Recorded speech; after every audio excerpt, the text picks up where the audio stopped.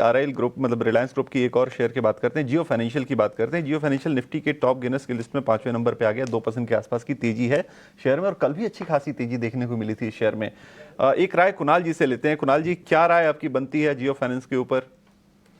मेरा मानना है कि आई थिंक बहुत ही इंटरेस्टिंग जंक्चर है यहाँ पे जियो फाइनेंस बाय करने के लिए। मुझे ऐसा लग रहा है कि आई थिंक ये जो जोन है 260 250 और 270 के बीच में, जहाँ पे स्टॉक ने करेक्शन दिया है, बहुत ही स्ट्रॉन्ग सपोर्ट टेरिटरी है।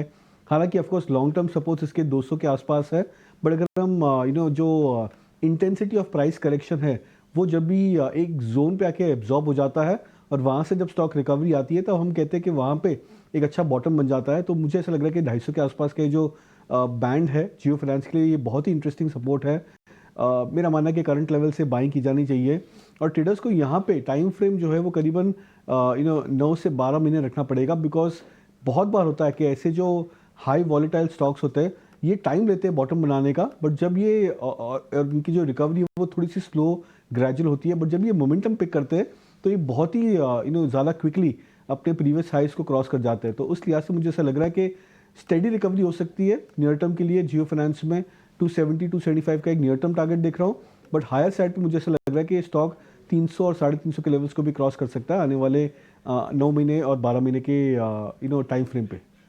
बिल्कुल, तो आने वाले 9 से 12 महीने के टाइम फ्रेम से अगर आप देखेंगे तो 300 से 350 के लेवल को ये क्रॉस कर सकता है। खैर, बहुत शुक्रिया कुणाल जी, आज आप स्टूडियोज में आए और आपने तमाम शेयरों पर अपनी राय दी, अपनी पिक्स आपने शेयर की व्यूअर्स के लिए। चलिए अब एक काम करते हैं, आगे बढ़ते हैं। एक शेयर और जो निफ्टी के टॉप मतलब कंट्रीब्यूटर्स में निफ्टी को ऊपर ले जाने में कंट्रीब्यूट कर रहा है वो है भारती एयरटेल का। आइडिया पर बाइंग दी है अंशुल जी ने आज सुबह सुबह, और भारतीय एयरटेल भी आज तेजी दिखा रहा है। इस वक्त जो कंट्रीब्यूशन अगर आप देखेंगे निफ्टी को चढ़ाने में 10 अंकों का कंट्रीब्यूशन इसका भी है निफ्टी को ऊपर की तरफ ले जाने में। इस पर एक राय ले लेते हैं लक्ष्मीकांत जी से। लक्ष्मीकांत जी, क्या राय आपकी बनती है एयरटेल के ऊपर?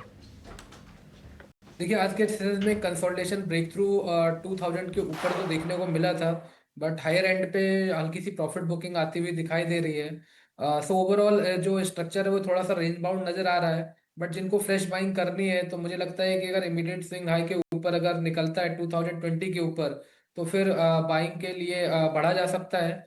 और जो उस वक्त जो स्टॉप लॉस रहेगा वो रहेगा हमारा 1995 का। और जो अपसाइड के टारगेट है वो फिलहाल एक शॉर्ट टर्म बेसिस पर 2050 तक के हम देख पाएंगे।